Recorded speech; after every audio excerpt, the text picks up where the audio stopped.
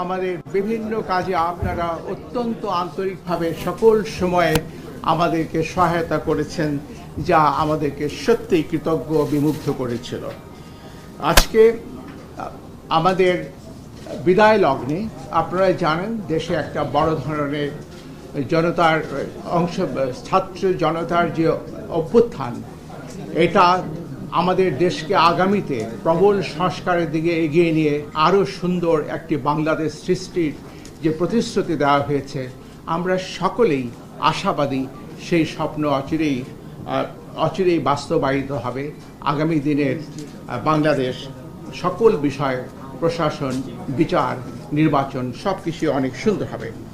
আমি আমার বক্তব্য দীর্ঘায়িত করব না, আমি ছোট একটি বক্তব্য লিখে নিয়ে এসেছিলাম। আপনারা যদি ধৈর্য সহকারে শ্রবণ করেন আমি কৃতার্থ হব। দেশের প্রথম সাংবিধানিক সাধারণ নির্বাচন 1973 সালে অনুষ্ঠিত হয়েছিল। সেই নির্বাচন নিয়েও ছিল অনেক বিতর্ক। 1979 ও 1987 সালের সাধারণ নির্বাচন সামরিক শাসনামলে হয়েছে, ফলাফল নিয়ে ছিল বিতর্ক। 1991 নির্বাচন সম্মত রাজনৈতিক রূপরেখার ভিত্তিতে একটি তত্ত্বাবধায়ক সরকারের অধীনে হয়েছিল। 1996 ও 1901 সালের নির্বাচন সাংবিধানিক নির্দলীয় তত্ত্বাবধায়ক সরকারের অধীনে সূক্ষ্ম বা স্থূল কারচুপির সীমিত সমালোচনা সত্ত্বেও সার্বিকভাবে সুন্দর ও গ্রহণযোগ্য হয়েছিল। 2008 সালে নির্বাচন সেনা সমর্থিত নির্দলীয় তত্ত্বাবধায়ক সরকারের অধীনে অনুষ্ঠিত হয়েছে। সেই নির্বাচনে বিএনপি মাত্র 27টি এবং আওয়ামী লীগ 230টি আসন পেয়েছিল। নির্বাচন বিতর্কের ঊর্ধ্বে ছিল না। নিরাপদ প্রস্থান বা সেফ এক্সিট বিষয়ে বিএনপি এবং আওয়ামী লীগের সাথে সেনা সমর্থিত অসামরিক তত্ত্বাবধায়ক সরকারের দর কষাকষির বিষয়টি প্রকাশ্য ছিল। সেই প্রশ্নে বিএনপি এবং আওয়ামী লীগের অবস্থানও গোপন ছিল না। 2014, 2018 এবং 2024 সালের নির্বাচন সংবিধান মতে দলীয় সরকারের অধীনে হয়েছে। 2014 সালের নির্বাচনে বিএনপি সহ অনেক দলই অংশগ্রহণ করেনি, ফলে সেই নির্বাচনও 2024 সালের অনুরূপ অন্তর্ভুক্তিমূলক তথা ইনক্লুসিভ ছিল না। 2018 সালের নির্বাচনে বিএনপি অংশগ্রহণ করেছে, নির্বাচন ইনক্লুসিভ ছিল। বিএনপি আসন পেয়েছিল মাত্র 6টি, পক্ষান্তরে আওয়ামী লীগ পেয়েছিল 258টি। মন্তব্য নিষ্প্রয়োজন। 2024 সালের 7 জানুয়ারি দ্বাদশ জাতীয় সংসদ নির্বাচন হয়েছে বর্তমান নির্বাচন কমিশনের অধীনে বা ব্যবস্থাপনায়। 44টি নিবন্ধিত দলের মধ্যে 28টি দল নির্বাচনে অংশগ্রহণ করলে প্রধানতম বিরোধী দল বিএনপি ও সমমনা দলগুলো নির্বাচনে অংশগ্রহণ করেনি। নির্বাচন সেই অর্থে অন্তর্ভুক্তিমূলক হয়নি।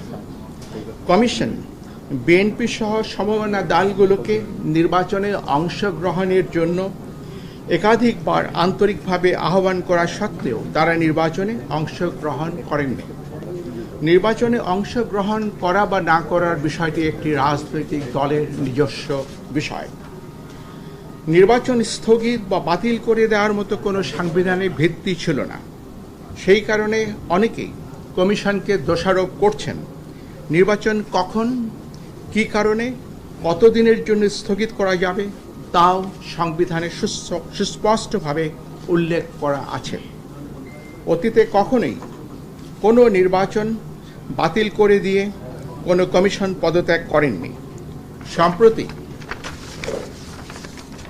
ভেঙে দেওয়া সংসদের 299টি আসনে নির্বাচন প্রার্থীদের মধ্যে প্রতিযোগিতার মাধ্যমে হয়েছে, দলের মধ্যে নয়। 299টি আসনে 1969 জন প্রার্থী প্রতিদ্বন্দ্বিতা করেছেন। নির্বাচন নিষ্পন্ন করা অতিশয় কঠিন একটি কর্মযজ্ঞ। নির্বাচন গ্রহণযোগ্য না হওয়ার সকল দোষ ও দায়-দায়িত্ব সকল সময় কেবল নির্বাচন কমিশনের উপর এককভাবে আরোপ করা হয়ে থাকে। একটি কমিশন না হয় অসৎ বা পক্ষপাতদুষ্ট হতে পারে, কিন্তু সকল সময় সকল কমিশনই অসৎ বা পক্ষপাতদুষ্ট হতে পারে না। কমিশন বিভিন্ন কারণে নির্ভেজাল গ্রহণযোগ্য নির্বাচন করতে অক্ষম বা অসমর্থ হতে পারে। বিদ্যমান ব্যবস্থা আমাদের বিশ্বাস কেবল কমিশনের পুনর্বিন্যাসের মাধ্যমে অবাধ, নিরপেক্ষ, কালো টাকা ও পেশিশক্তি বিবর্জিত এবং প্রশাসন ও পুলিশের প্রভাবমুক্ত নির্বাচন নিশ্চিত করা যাবে না। নির্বাচন পদ্ধতিতে দুর্ভেদ্য মৌলিক সংস্কার প্রয়োজন হবে। রাজনৈতিক সংস্কৃতি ও আচরণে এবং বিশেষত প্রার্থীদের আচরণে পরিবর্তন অবশ্যই প্রয়োজন হবে।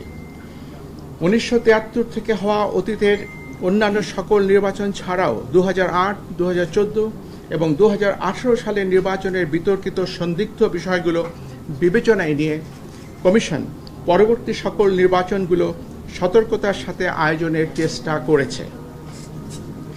জাতীয় এবং স্থানীয় সরকারের বিভিন্ন স্তরের নির্বাচনে দিনের বেলায় ব্যালট পেপার প্রেরণ, কতিপয় উপনির্বাচনে ভিডিও পর্যবেক্ষণ, ইভিএমের ব্যবহার, দেশের সকল জেলায় একই দিনে, তবে প্রতিটি জেলার প্রশাসনিক সীমানার মধ্যে মাঝে 3 থেকে 5 দিন বিরতি দিয়ে 5 থেকে 6টি ধাপে নির্বাচন অনুষ্ঠান, সরকারি কর্মকর্তাদের ব্যাপকভাবে রদবদল ইত্যাদি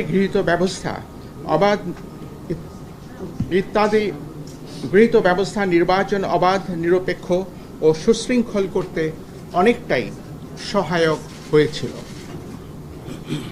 নির্বাচন মূলত একদলীয় হওয়ার কারণে কারচুপি বা সরকারিভাবে প্রভাবিত করার প্রয়োজন ছিল না। আমি স্পষ্ট করে বলছি, নির্বাচন যেহেতু একদলীয় ছিল, কাজে এই নির্বাচনকে সরকারিভাবে প্রভাবিত করার কোনো আবশ্যকতাও কার্যত ছিল না। নির্বাচন দলের ভেতরেই হয়েছে, মধ্যে হয়নি, উইদিন হয়েছে, বিটুইন হয়নি। কমিশন দায়িত্ব গ্রহণের পর থেকে 2 বছর সময়ে ইউনিয়ন পরিষদের 992টি, উপজেলা পরিষদের 496টি, জেলা পরিষদের 71টি, পৌরসভার 90টি এবং সিটি কর্পোরেশনের 16টি নির্বাচন করেছে। নির্বাচনগুলোর সততা, সিদ্ধতা, নিরপেক্ষতা, অবাধ হওয়া নিয়ে অতীতের ন্যায় ব্যাপক বিতর্ক বা সমালোচনা হয়নি। উপনির্বাচন সহ জাতীয় সংসদের মোট 318টি আসনে কমিশন নির্বাচন করেছে। দলীয়ভাবে ইনক্লুসিভ না হওয়ার কারণে নির্বাচন বিতর্কিত হয়েছে, এটি সঠিক এবং যৌক্তিক। কিন্তু বাংলাদেশের 53 বছরের ইতিহাসে কোনো নির্বাচন কমিশন সংবিধান উপেক্ষা করে স্বেচ্ছায় নির্বাচন না করে বা বাতিল করে দিয়ে পদত্যাগ করেছে এবং সেই কারণে নির্বাচন হয়নি এমন কোনো দৃষ্টান্ত বা উদাহরণ নেই। সরকার বারবার বলেছেন ব্যাপক সংস্কারের মাধ্যমে নির্বাচন ব্যবস্থাকে ঢেলে সাজাতে হবে। আমি আরেকবার উচ্চারণ করে বলেছি, সরকার বারবার বলছেন ব্যাপক সংস্কারের মাধ্যমে নির্বাচন ব্যবস্থাকে ঢেলে সাজাতে হবে। নির্বাচন বারংবার ব্যর্থ হওয়ার প্রকৃত সত্য কারণ এই কথাটির মধ্যেই নিহিত। কমিশনের সদস্যরা সংবিধান মেনে দায়িত্ব পালন করে থাকেন। আমাদের কর্মকালে আমরা গণমাধ্যম, প্রশাসন, আইন শৃঙ্খলা রক্ষাকারী বাহিনী, সশস্ত্র বাহিনী সহ আবশ্যক সকলের আন্তরিক সহযোগিতা পেয়েছি। আমি আজ বিদায় লগ্নে কৃতজ্ঞ চিত্তে সেটি স্মরণ করছি। বর্তমান অতীত থেকে আহরিত অভিজ্ঞতা, জ্ঞান ও উপলব্ধি থেকে ভবিষ্যতের জন্য কিছু প্রস্তাবনা সরকারের সদয় বিবেচনার জন্য রেখে যাওয়া আমরা আমাদের কর্তব্য মনে করছি। বাংলাদেশের জনগোষ্ঠীর সমরূপতা, হোমোজিনিটি কারণে সংখ্যানুপাতিক প্রতিনিধিত্বমূলক নির্বাচনের জন্য বাংলাদেশ আদর্শ ক্ষেত্র হতে পারে। সেই সাথে নির্বাচন 4 বা 8টি পর্বে, প্রতিটি পর্বের মাঝে 3 থেকে 5 দিনের বিরতি রেখে অনুষ্ঠান করা ব্যবস্থাপনার দিক থেকে সহজ ও সহায়ক হতে পারে। আমাদের প্রবর্তিত অনলাইনে নমিনেশন দাখিল অব্যাহত রেখে নির্বাচন প্রক্রিয়ায় প্রযুক্তির ব্যবহার অপটিমাইজ করতে পারলে আমাদের ধারণায় এটি ভবিষ্যতের জন্য উত্তম হবে। অধিকন্তু প্রতিটি সাধারণ নির্বাচন নির্দলীয় তত্ত্বাবধায়ক সরকারের অধীনে অনুষ্ঠিত হলে উদ্দেশ্য অর্জন আরও সুনিশ্চিত হতে পারে। পরিশেষে আপনাদের অবহিত করতে চাই, আমি সহ মাননীয় কমিশনারগণ দেশের পরিবর্তিত বিরাজিত অবস্থায় পদত্যাগ করতে মনস্থির করেছি। আমরা অদ্যই পদত্যাগপত্র মহামান্য রাষ্ট্রপতির সমীপে উপস্থাপনের নিমিত্ত কমিশনের সচিব মহোদয়ের হাতে দেব। দুজন সদস্য এখানে উপস্থিত নাই, তারাও কি পদত্যাগ করছেন? না,